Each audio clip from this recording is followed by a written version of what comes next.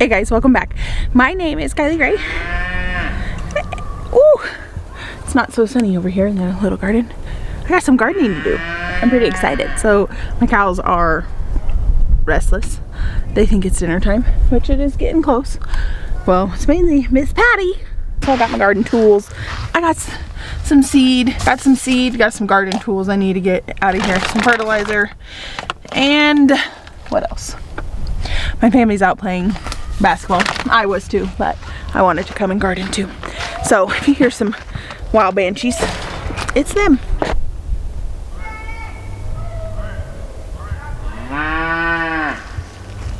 Okay, much better. I got my hair out of my face. We need some fence repairs. We had a deer in the winter come and get caught on that 2x6. We just need to screw it back in or nail it back in. I'm gonna clean up a smidge because there is some raking that needs to be done over in this. A lot of my green onions, or my walking onions, are coming back, and the ones I planted in the fall are starting to pop up over here. This is my comfrey. It's from last year's. You can see all the green coming back, and there my rhubarb, the red little bits coming up, it's coming back to life. The lilac, my raj is coming back in. This is one of my things. See, look, there's a big divot out. We're just gonna smooth it out, make it pretty. I've done a little bit. I have some fall gold raspberries that I got, and I planted them in here. I'm going to build, the plan is to build some trellises this year for these raspberries to keep them in their spot. But you can see this was a really wide pathway at one point, and I want to make it wide again. So I think I need to remove all of these. These are not the original plants. They're runners that have came up, and I might move them right away, or I might wait till the fall. We'll see how it goes. Might be a good time to move them now when they're dormant, but I am gonna move some chives. You probably haven't seen my cowgirls in a while. So we got Suki, Babette, Miss Patty's on the other side, and then Mama Mia, the matriarch. She's being a good cow. So, wow, it sounds like a dog pound. There's a bunch of dogs barking like a psycho. Oh my! So I'm gonna sit you down, and I'm gonna get to work.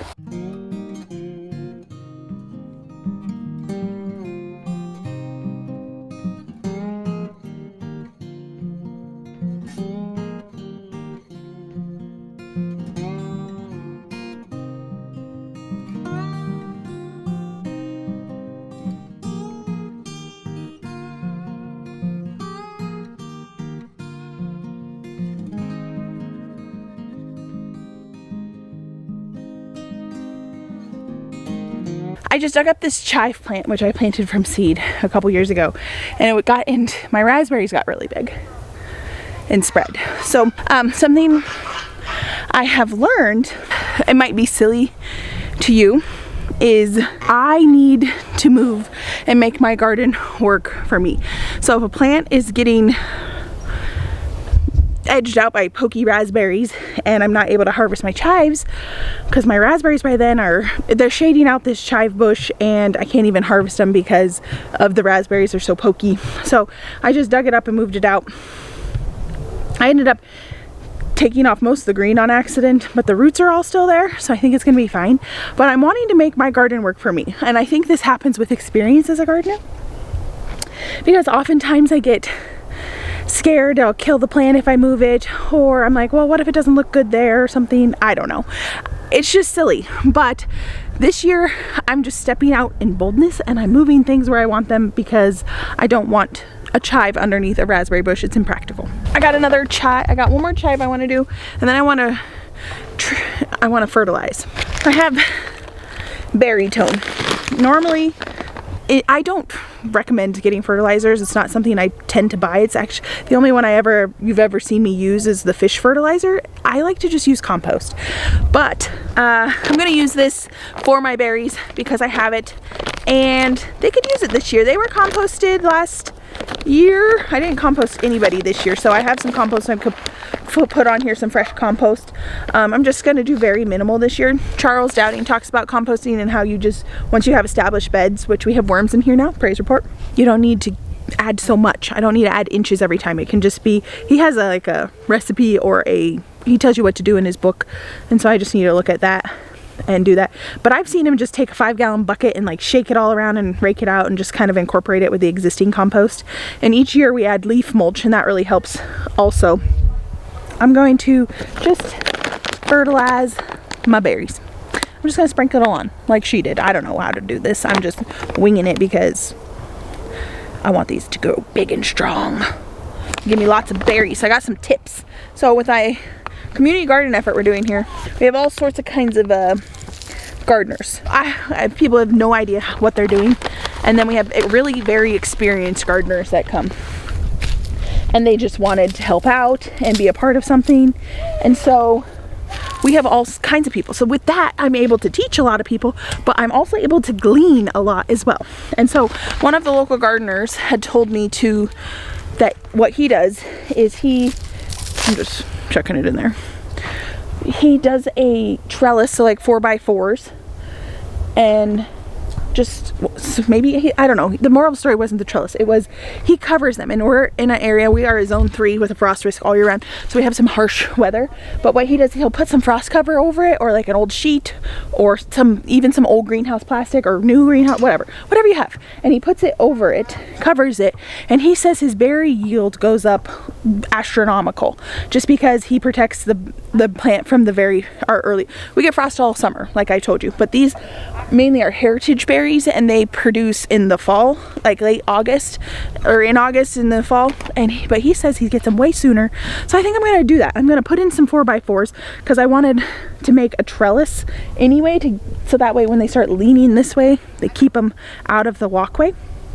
But also I want to not just have berries for snacking, I want to actually be able to preserve my harvest. So if I'm going to do the work, I might as well do the work. So I'm going to try that experiment this year and see how it goes.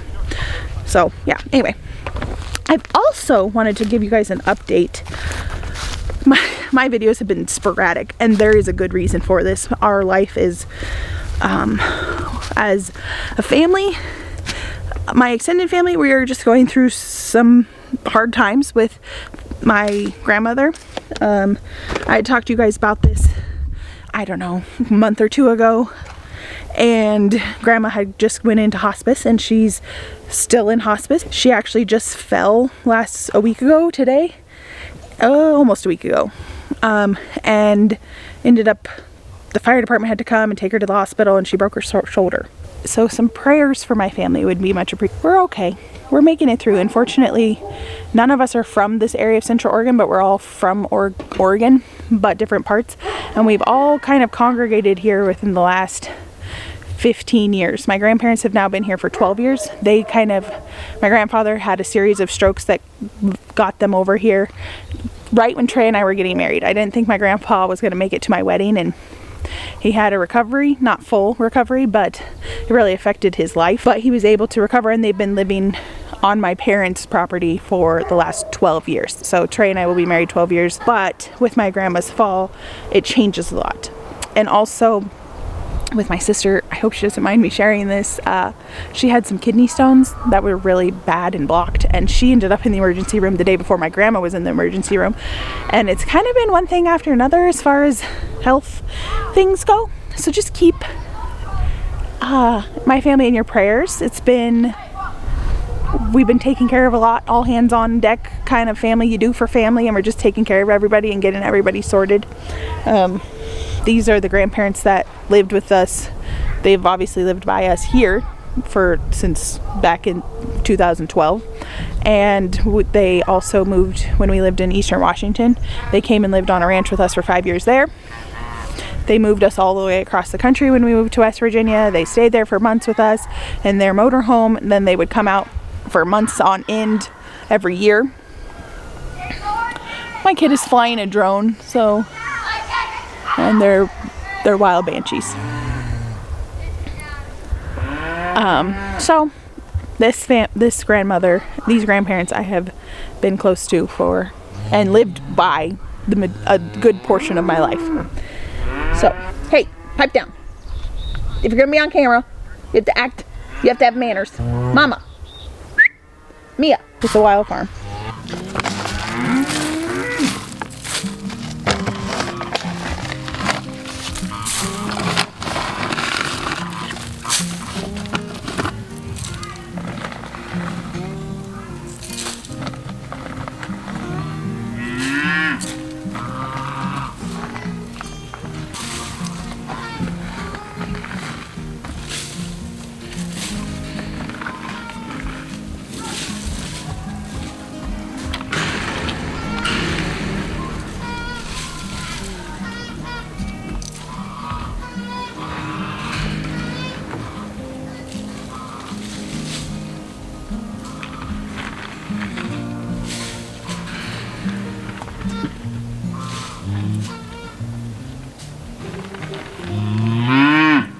Okay, so I fertilized all the raspberries and my gooseberry. I have just enough in that bag to do my blueberries. I am in the process of taking these down, these lights.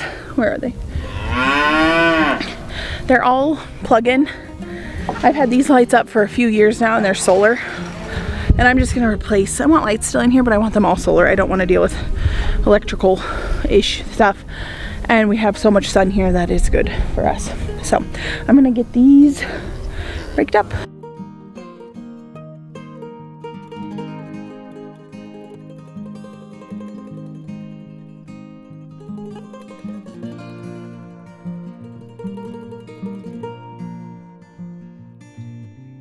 I had to stop and show you this because I like it. And I don't remember them from last year. I think they died. I thought they all died. Okay, these are all ramps. I bought them off Etsy because it's an homage to our time in West Virginia, and they had wild leeks there, wild ramps, and they're so delicious. So I put them in here. I thought they would hopefully be okay if I mulched them good enough, and I didn't remember them coming up last year, but they're definitely coming up this year. So I'm pleased to say that this will be their second year, and I haven't harvested off of them because I wanted them to get big and strong. So that's pretty awesome. I got my ramps coming up. That's special. We have some sweet friends back there, and it reminds me of them. And my Erica, she's also from West Virginia, so she's our sweet little thing. And so she'd probably really appreciate some of those if I get them big enough. When we first moved to West Virginia, we had some neighbors and they gave us a thing of dried ramps and we didn't know what the heck they were. But now I definitely know what they are and they're delicious. So if you live in an area where you get ramps, go ahead and harvest them, forage them, and dry them up, and so you can have them all year round. It's delicious. Okay, and hopefully, Lord willing, my ramps are gonna be abundant this year. They're not looking abundant, so probably won't harvest them again. One day. It's the long game. Just like these onions are the long game. I haven't harvested them. They're getting really thick, so I think I need to divide them. I want them to ideally fill out a good portion of this bed. So, yeah.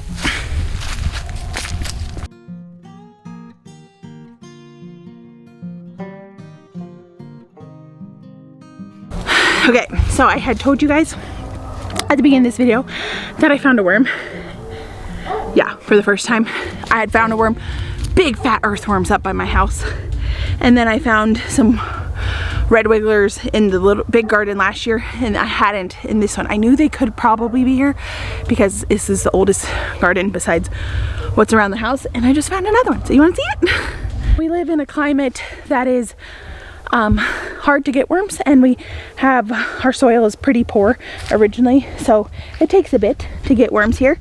So if you're gardening here, leaf mulch, game changer. So here, where'd he go? Oh, he's in my hand. Here he is. Can't really see him. Hello, sir. He's moving. I'll put you back. You do your job. We get these leaves because we helped a gal rake up her lawn. And I want to show you something. I have never seen this happen. These are all sprouting from the helicopters. Yeah. So there's like a million of these. Look at, they're sprouting maple trees, and I have maple tree seedlings down here. So as an experiment, my boys are gonna come out, and maybe my nieces and nephews, because this is kind of cool to see. They're gonna come out and they're going to plant up some maple trees. They overwintered here. Was a very mild winter, but it's a good sign thus far. Oh, here's one. It's a little more, it's literally germinating. My boys are gonna come out here and just plant some up, because I'd like some maple trees. My son Zay, he grew a maple tree, or apple tree from seed that he ate the apple from. So I think, oh, there's already some onions there. I'm finding a crap ton of these walking onions that were in this walkway. They must have got in here and I didn't see them. So I'm picking them up and moving them. But moral of the story is we're going to pot up some of these maple trees, seedlings, so that way they don't go to waste, and hopefully we can grow our own maple trees. I'm sure it'll take forever, but it's a fun experiment for the kids.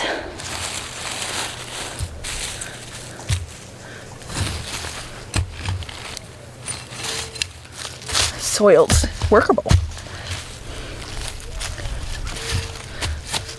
It is getting darker. I've cleaned up that walkway, sort of.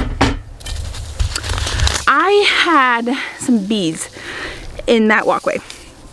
They lived in the ground, so I think those are those wasps? I think they are. I looked this up last year. And do they come back every year? Because I'd like to know this, because I need to take some measures, like dig them out or something. So if any of you have experience with that, let me know in the comments below, because I have no idea. I might not plant those. Okay, so I got some poppies I'm gonna plant. They like the cold. I know a lot of people, this might be already too late for you to plant, but here in Central Oregon, when I plant at this time of year, I never have any problems. So I have some of my favorite ones. I think I have most of my favorite ones. So the Flemish Antique, these are peony poppies, bread seed poppy, the frosted salmon. These have been in my garden lots, guys, so if you've been here for a while, you've seen them. And the scarlet peony. And then I have one from these are from Baker Creek. They have the best selection of variety of poppies. And then these guys are the double peony blend, and it's just a bunch, and you can get all sorts of colors out of them. But my favorite are these two of all time. I have some other ones. I need to scrounge them up. I have a purple one. I have a black one. I have definitely a bunch of different kinds of poppies. I have also Iceland poppies. I got some California poppies. I got all kinds. But these are my two favorites. The Flemish Antique is by far my favorite. It is so beautiful. So we're going to plant these up. I also have some calendula, which I could plant, but I'm going to do it another day. When doing this, you kind of just pick a spot and you dump some out. And I always like to do it in front of my chairs right here, because this is where I sit. So I'm going to do my favorite. I'm going to broadcast. I've got a camera in one hand. So it's a little difficult. And you get quite a bit of seed there rolling around in there. So I'm just going to broadcast these right there. And I'm going to do, I like to grow peas around my windmill. So we'll do some, I planted some sunflowers the other day. So this technically isn't my first planting. And yes, I will use all these packs.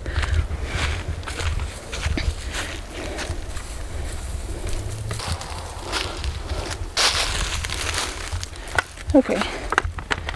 Hi, Sook. She's been going through training. My sister has actually taken over her training. She's been doing good. She came up the other day. My sister's been down for the count, but so she hasn't been working with her. But she came up, Suki came up the other day to get milked on her own, but I had already let the calves out, so I put her in and got her kick bar on. She's doing really great. That'll be I'll save that for another video, but how we've been training her and how we've been working with her and the process it's gone through. I think it'd be interesting to see. Suki girl, she was a wildling, so she was raised on her mama, and she's a wild banshee. So I'm gonna finish all these poppies and I'm going to go inside. But for now, guys, I thank you so much for following along with me, and I'll see you on the next video.